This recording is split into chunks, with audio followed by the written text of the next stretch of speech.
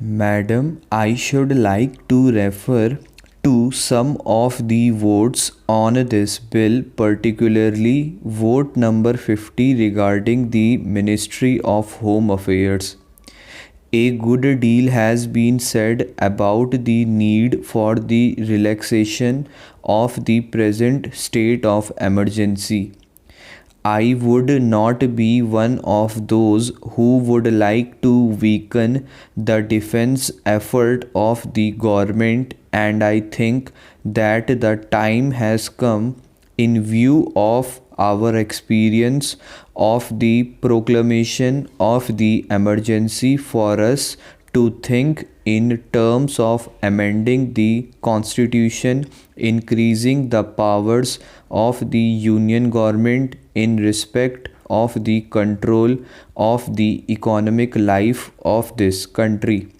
This should be a part of our regular constitutional framework.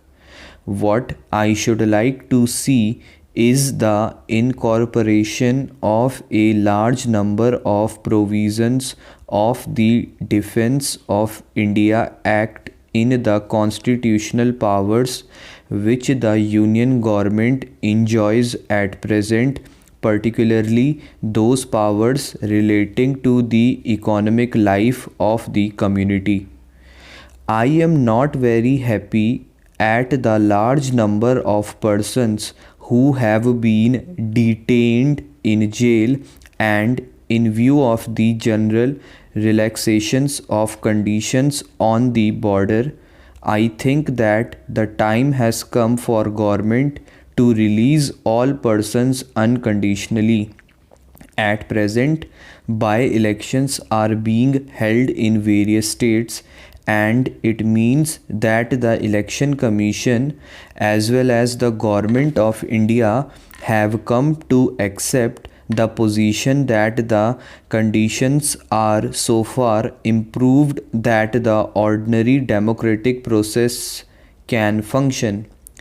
If that is the case, there is no need whatever for the detention of persons in jail on account of the emergency. What I should like to recommend to the government is that, barring the provisions that they have in respect of the control of the economic life of the community, they should allow normal conditions to return. Now, I should like to refer to vote number 9 on the defense services.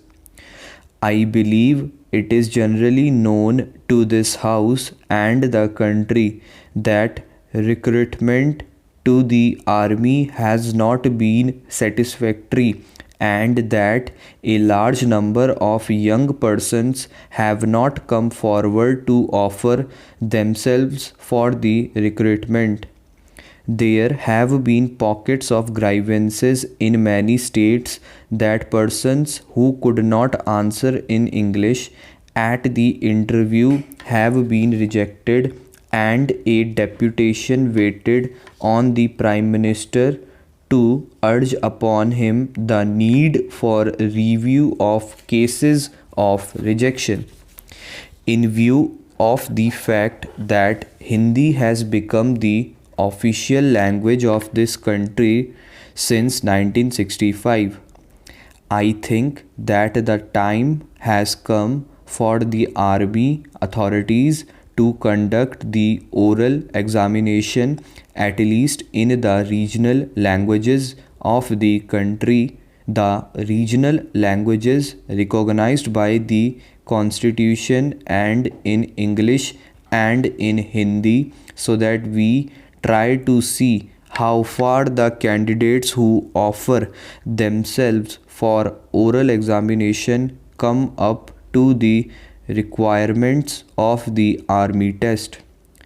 I do hope that as a result of the efforts that government will make in this connection, a large number of persons will come forward to offer themselves for recruitment to the army. Madam, I should also to refer in this connection to the feeling that persons who offer themselves for recruitment from among the government servants are uncertain of their future prospects. I believe that under the present laws that exist, if a member of the civil service of the government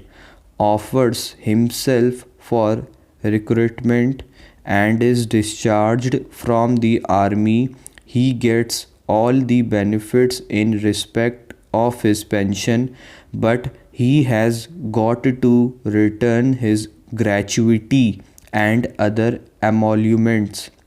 which he receives from the army and his seniority in the civil service when he reverts to the civil service after discharge is not protected.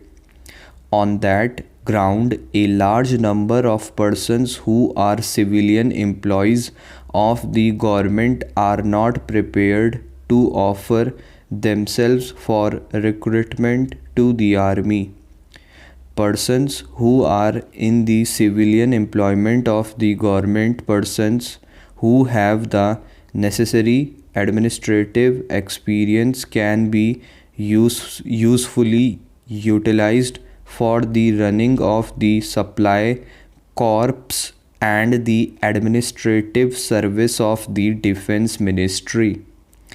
I think that government should waive the present restrictions in respect of civilian employees offering themselves for recruitment to the army and give the civilian personnel the right to seniority on the basis of their army service when they revert to their civilian employment after their discharge from the army.